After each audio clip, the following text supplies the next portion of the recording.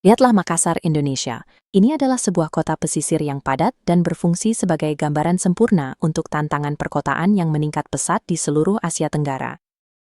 Setiap hari, kota ini menghasilkan sekitar 1.000 ton sampah kota, dan saat ini, hampir seluruh volume tersebut langsung dialirkan ke satu titik kemacetan operasional besar, yaitu tempat pembuangan akhir, TPA, Antang Tamangapa. Tanggapan darurat kota saat ini adalah memperluas area TPE tersebut sebesar 2,8 hektar tambahan. Namun, membeli lebih banyak lahan untuk menampung lebih banyak sampah tidak memperbaiki jalur yang sudah rusak. Hal itu hanya menunda luapan yang tak terhindarkan jika jumlah sampah harian di sumbernya terus meningkat. Model linear tradisional berupa kumpulkan, angkut, dan buang telah mencapai batas fisiknya. Agar bisa bertahan, kota yang padat penduduk membutuhkan sistem tertutup di mana material dapat kembali masuk ke dalam ekonomi lokal, bukan menumpuk di pinggiran kota. Limbah perkotaan merupakan kegagalan besar dalam rekayasa sistem, sebuah krisis yang telah melampaui kapasitas logistik sanitasi tradisional. Untuk mengatasinya, Makassar mengusulkan sebuah rencana induk yang benar-benar baru. Rencana ini membagi operasi pengelolaan sampah menjadi 9 lapisan vertikal yang berbeda, mengintegrasikan infrastruktur fisik, digital, dan sosial. Arsitektur ini menggunakan nilai-nilai universal Islam sebagai batasan rekayasa yang ketat, memastikan keselarasan etika tertanam langsung dalam desainnya. Ambil contoh prinsip tauhid yang mewajibkan bahwa semua ekosistem saling terhubung.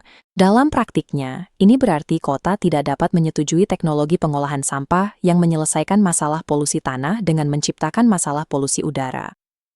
Konsep khalifah atau kepemimpinan manusia atas bumi berperan sebagai mandat hukum untuk tanggung jawab produsen yang diperluas. Secara hukum, hal ini memaksa perusahaan untuk membiayai pemulihan kemasan pasca konsumsi mereka sendiri. Dan mizan, persyaratan untuk keseimbangan secara matematis membatasi sistem. Kota dilarang keras menghasilkan limbah dengan kecepatan yang melebihi kemampuan infrastruktur untuk memprosesnya. Dalam cetak biru ini, kerangka etika berfungsi sebagai kriteria dasar untuk menyetujui atau menolak kebijakan kota, melampaui sekadar instruksi moral sederhana. Alur fisik dari model rencana induk ini memprioritaskan pencegahan material sebelum masuk ke truk sampah kota.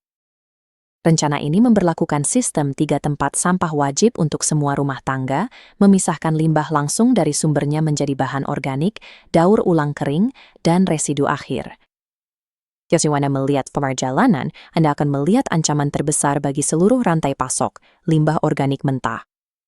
Ketika tidak dipisahkan, bahan organik mencemari barang daur ulang, merusak nilai jualnya, dan akhirnya membusuk di tempat pembuangan akhir, sehingga menghasilkan gas metana yang sangat kuat. Untuk menetralkan hal ini, massa organik sepenuhnya dialihkan dari jalur utama tempat pembuangan akhir. Sebaliknya, limbah tersebut diarahkan ke lokasi pengomposan tingkat lingkungan dan biodigester anaerobik yang terdesentralisasi. Sementara itu, barang daur ulang yang bersih dan kering mengikuti jalur transportasi terpisah menuju fasilitas pemulihan material regional. Yang penting, fasilitas-fasilitas ini beroperasi dengan kontrak yang sudah dinegosiasikan sebelumnya, artinya material tersebut sudah terjual ke pembeli industri bahkan sebelum tiba di sana. Mengonsolidasikan semua limbah kota di satu titik akhir yang sangat besar justru menghancurkan nilai ekonomi dari material tersebut. Dengan memproses secara regional, kota dapat menjaga material tetap bersih, terpisah, dan menguntungkan. Bagan ini membandingkan dua pendekatan. Ketika kota-kota menghadapi krisis volume, reaksi standar pemerintah kota, seperti yang terlihat di sebelah kiri, adalah membeli teknologi pengolahan termal yang mahal, seperti insinerator besar atau pabrik bahan bakar dari sampah, dengan harapan masalahnya bisa dibakar begitu saja. Rencana induk Makassar mencegah kesalahan ini dengan secara hukum, memberlakukan uji 7 poin yang ketat sebelum teknologi baru diadopsi. Para perencana harus membuktikan biaya siklus hidup peralatan secara tepat, tingkat emisi akhir, dan volume pasti dari residu berbahaya yang dihasilkan. Jika Anda memberi makan insinerator berteknologi tinggi dengan limbah kota yang basah dan tidak terpilah, kadar airnya akan merusak efisiensi energi. Pabrik tersebut akan beroperasi dengan kerugian besar dan menciptakan bahaya lingkungan yang serius. Oleh karena itu, model ini menetapkan prasyarat mutlak. Pengolahan termal canggih hanya diizinkan secara hukum untuk menangani fraksi residu kering yang sangat spesifik dan telah dipisahkan secara bersih dari limbah organik dan daur ulang. Teknologi canggih hanya memperkuat logika dasar dari suatu sistem. Jika sistem itu rusak dan tidak terpilah, teknologinya hanya akan mempercepat kegagalan. Tidak ada infrastruktur fisik tersebut yang dapat beroperasi tanpa tenaga kerja manusia. Gambar ini menangkap kondisi ekonomi limbah informal saat ini. Pemulung bekerja langsung di tempat pembuangan akhir yang masih aktif, sepenuhnya terpapar bahaya fisik dan biologis.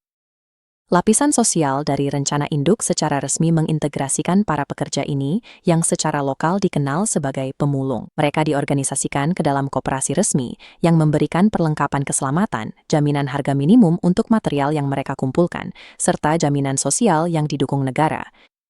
Untuk melacak semua material yang bergerak ini, kota membutuhkan lapisan digital. Peta ini menggambarkan platform intelijen limbah universal Makassar yang diusulkan, sebuah sistem terintegrasi yang dibangun khusus untuk menghilangkan fragmentasi data. Platform ini menggunakan modul optimasi AI untuk terus-menerus menghitung dan menyesuaikan rute truk pengangkut sampah. Sistem ini mengurangi konsumsi bahan bakar dan secara proaktif merespons lonjakan volume yang diprediksi, seperti saat liburan atau hujan deras. Sistem ini juga menerbitkan paspor material. Fraksi limbah diberikan identitas digital begitu mereka keluar dari rumah tangga, memungkinkan kota untuk melacak satu bal kardus tertentu hingga ke pembeli industri. Data intensif ini mendukung model pembiayaan.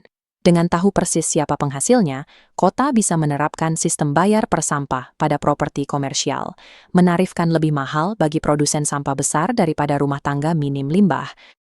Tanpa matriks digital untuk memverifikasi jumlah tonase secara tepat dan matriks sosial untuk melindungi tenaga kerja, infrastruktur fisik akan sangat rentan terhadap korupsi sistemik dan akhirnya mengalami kehancuran. Hal ini membawa kita kembali ke tempat di mana semua kegagalan ini saat ini menumpuk, yaitu tempat pembuangan akhir, TPA, Antang Tamangapa.